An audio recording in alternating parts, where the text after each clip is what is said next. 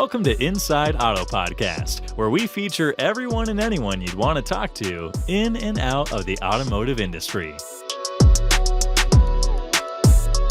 Ilana Shabtai here, host of Inside Auto Podcast, where we interview top dealers, GMs, marketers, entrepreneurs, and thought leaders in and out of the automotive industry.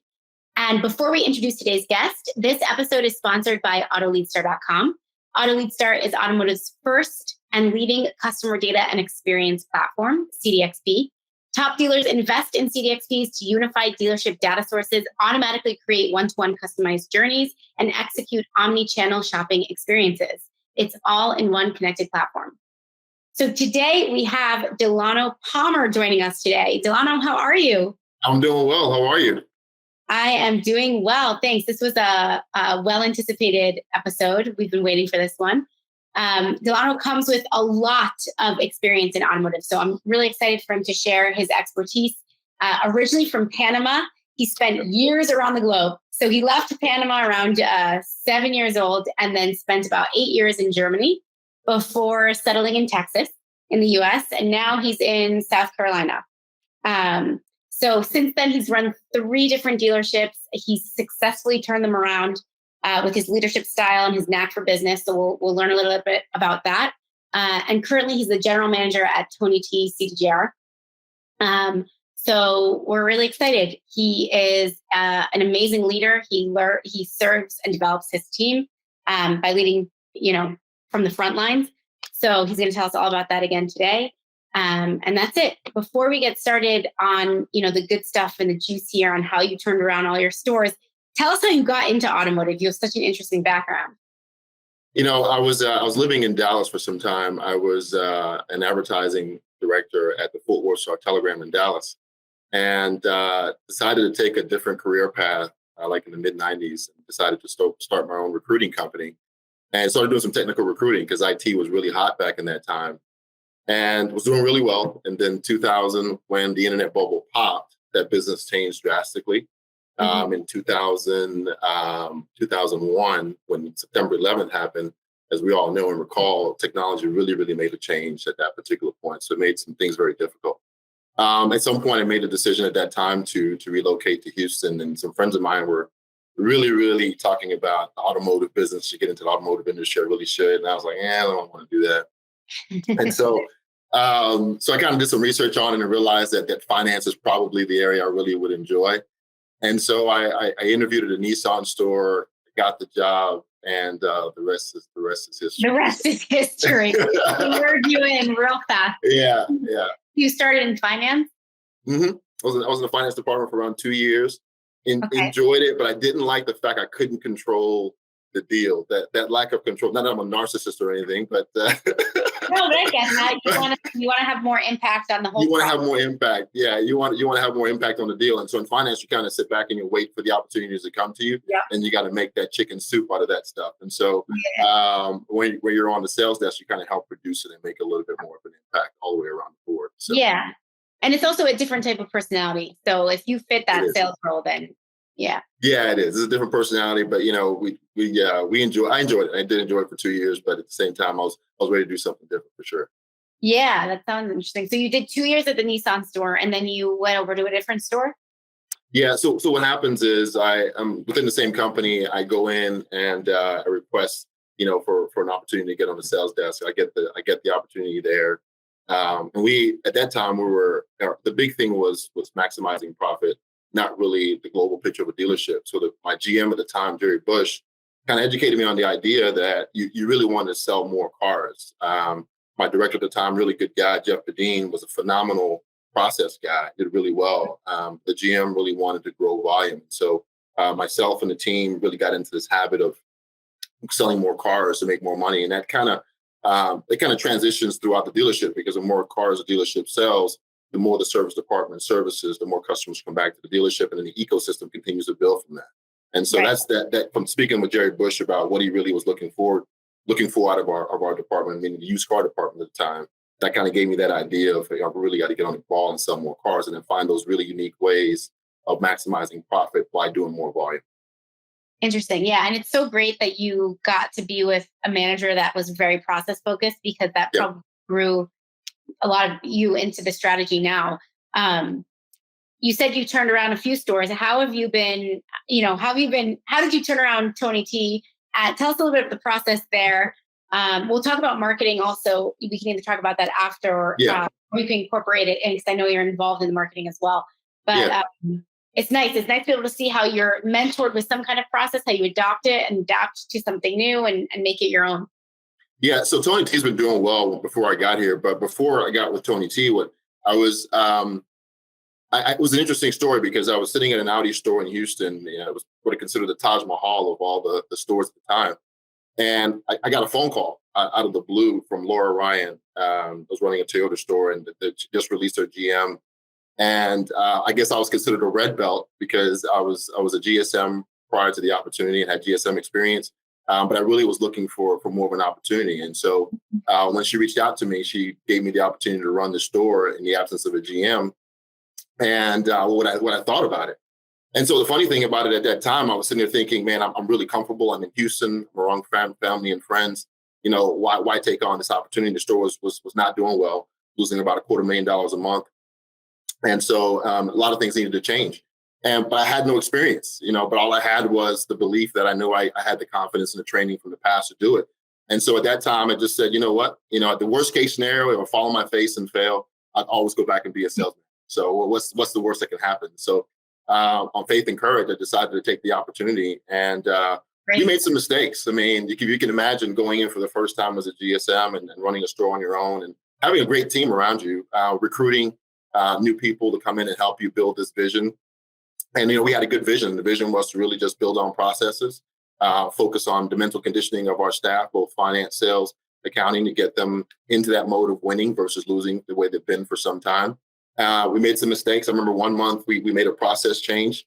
You're eating berries for the first time every time you come up with something. And so you don't know if you're going to survive or if you're going to pass out. So we made this one process change. And I remember being excited because I knew it worked well in the past at some other store. And it flopped the first day. The first month, we just missed a couple of connecting points. We just missed it. And I remember speaking to the owners at the time, Purdy Mobility, Don Javier, who was the CEO of the organization out of Costa Rica, phenomenal guy, extremely patient, said, hey, look, now that you know exactly what happened, let's just go forward and proceed. And so we did. And we went on to that. And probably about 6 or 7 months later, we became profitable. 4 months after that, we became profitable, and the rest is history from that. And then from that experience, I was given an opportunity to run a Nissan store in Alabama.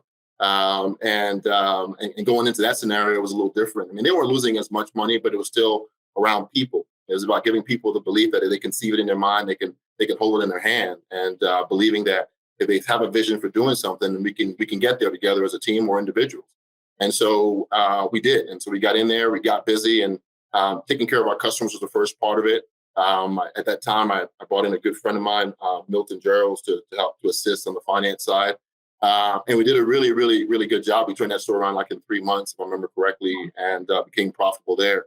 The only thing that shifted at that particular point was this is where the story gets really interesting. So when they're at the store, things are going well. The owner and I, even though things are going well, make a decision to part ways. But in that time, my aunt passed away, my dad's sister.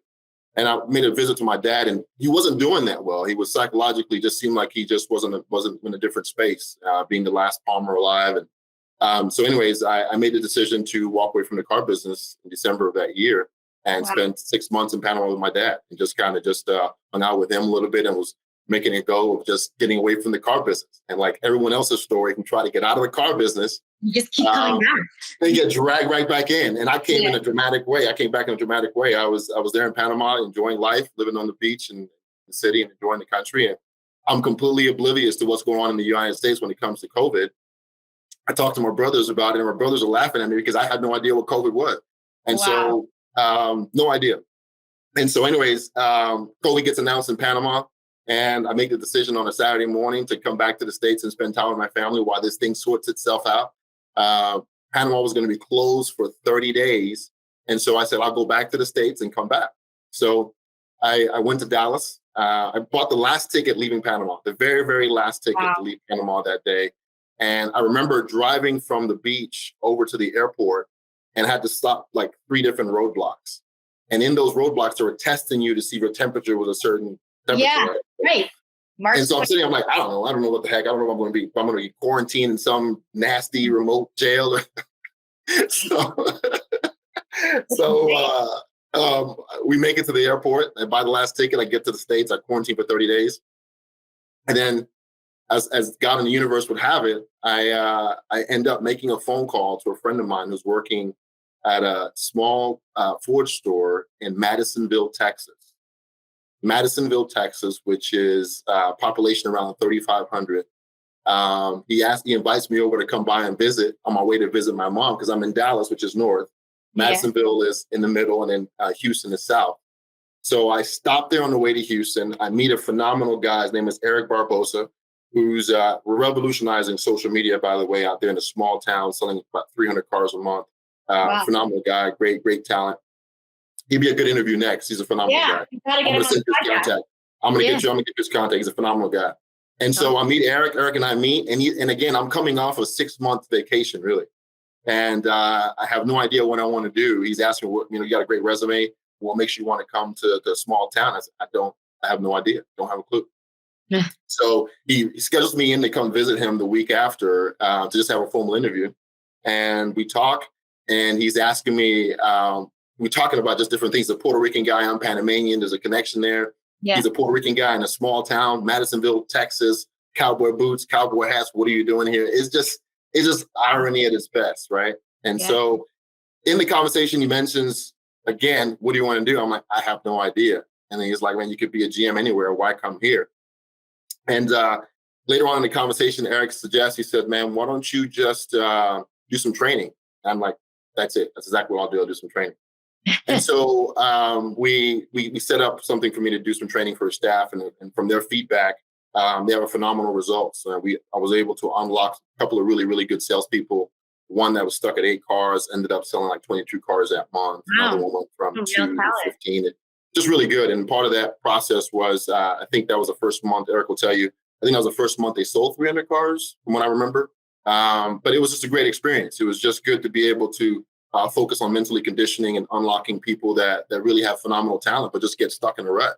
And so that rolled well. And so that production led to a phone call on a Sunday morning at around 8:30 from Chuck Kramer, who was the CEO or COO of Foundation Automotive, asking me to join their organization and partner with them at a Honda store in Cleveland.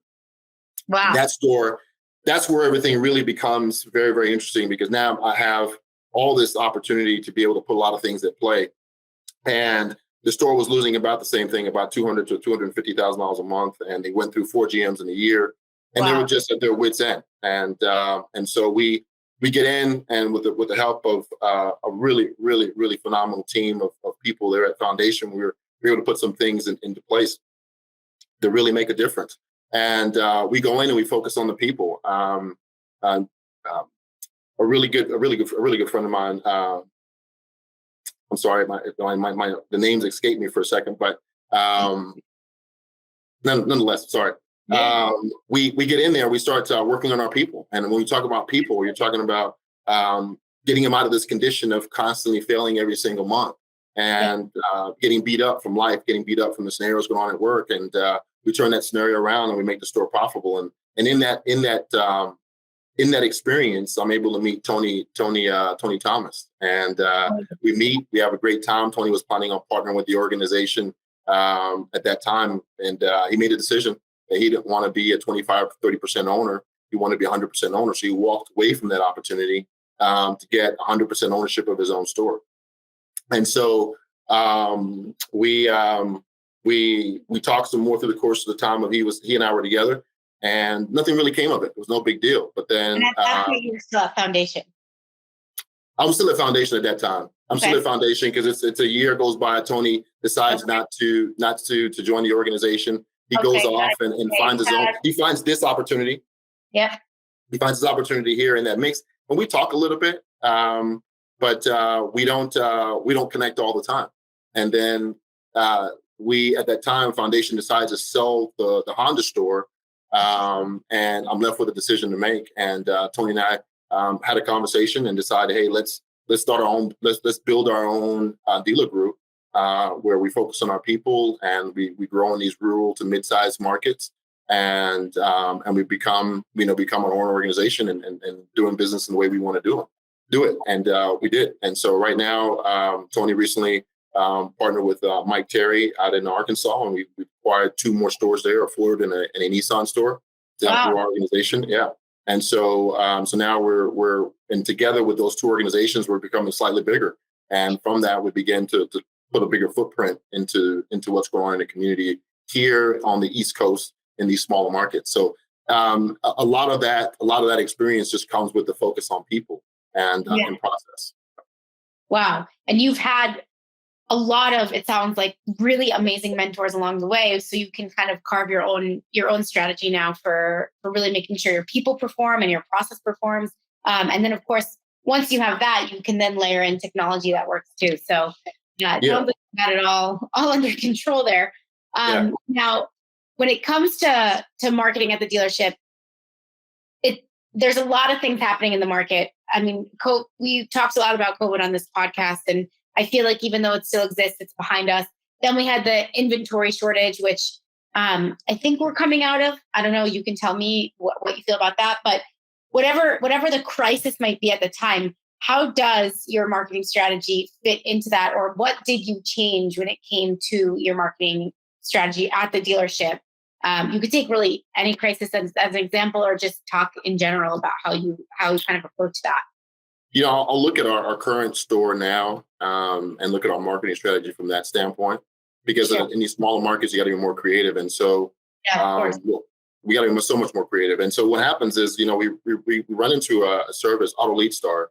John Frederick, Carlos, and Garrett have been phenomenal. But Auto Lead Star produces, as you're familiar with, Nurturer.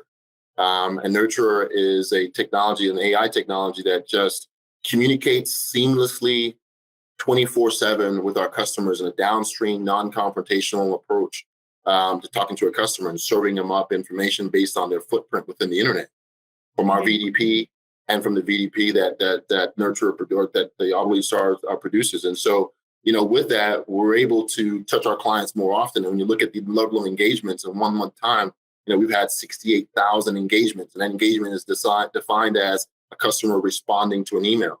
And we were able to go from an average monthly of 7,500 website visits to around 10,000 website visits in 1 month. And it's just constantly getting better. And what that does is more of a long-term approach to how you grow your business, because you got to be communicating with your clients. The trick that we have is being able to have that human interaction at the right time, to where when we see that opportunity, the human can jump in and say, hey, this is so-and-so. How can we help you be better? How can we better serve you? And how can we help put you that dream in your driveway?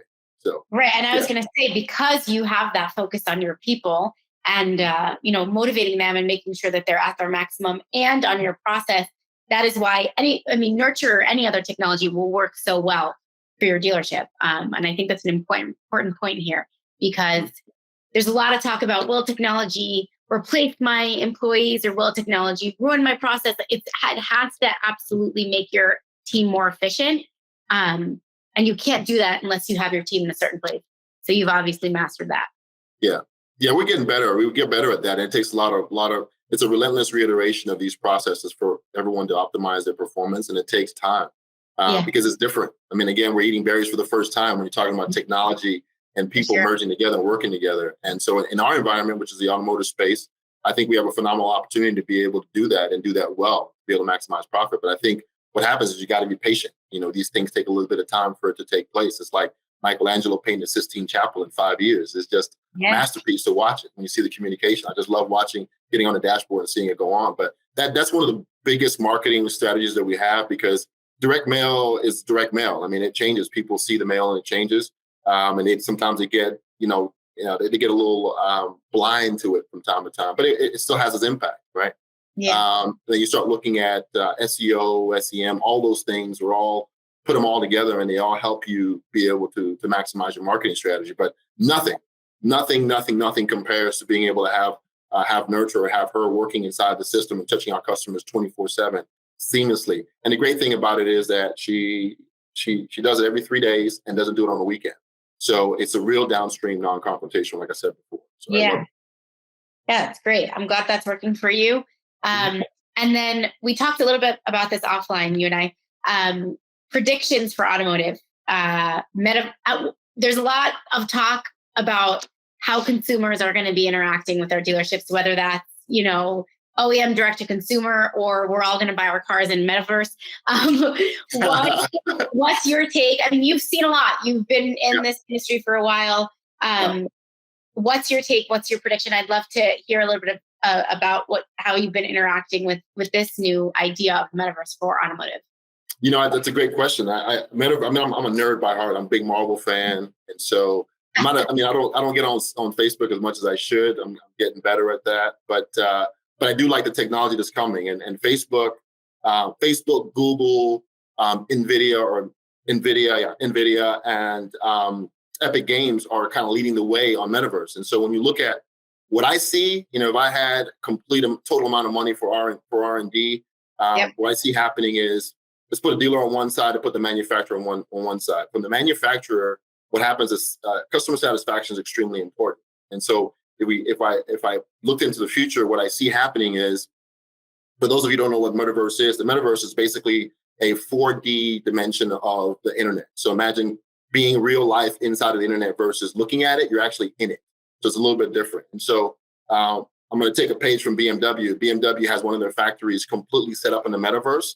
So they're assembling cars in complete reality in this separate dimension completely. The whole factory is producing a car in this, and they're able to simulate errors in the manufacturing process in the Metaverse. And they take those corrections and they put it into the real world to advance catch any errors that will happen. That's BMW. Unbelievable. Audi is, it's amazing. But once again, they're taking everything in the Metaverse, reproducing a car completely, catching any errors, and then they're adapting that into the real world. So for us, I can see manufacturers literally every car that's sold getting a headset, right? Yeah. Imagine for a second, you get home with your headset, and if you wanted to learn how to pair your phone, pair your car to your electronic devices, you do all that with a headset on in the Metaverse, literally sitting in your living room, but a simulated version of your car, and you're setting all these things up directly. And that's from a manufacturer's standpoint, because again, they want customers to be completely satisfied and do that. I can see dealers kind of falling into that, where we can do more things, like we can market to a customer with a headset. So you buy a new car, you get a headset, instead of the delivery being done here at the dealership, you take the car home and the delivery is done for you. You put on your headset and everything is being done.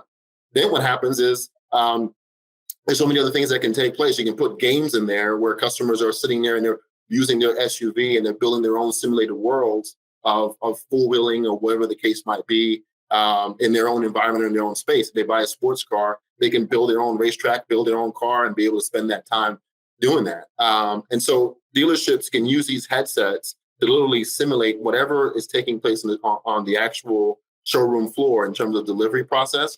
Or imagine for a second having a headset delivered to a customer at the house, and they can sit there and do their entire transaction. Companies like Roadster now are doing it online, but you can literally be able to do that by sitting in your living room. A salesperson has their headset on, you have your headset on, and you can do your entire transaction sitting from home as if you're sitting in the showroom floor.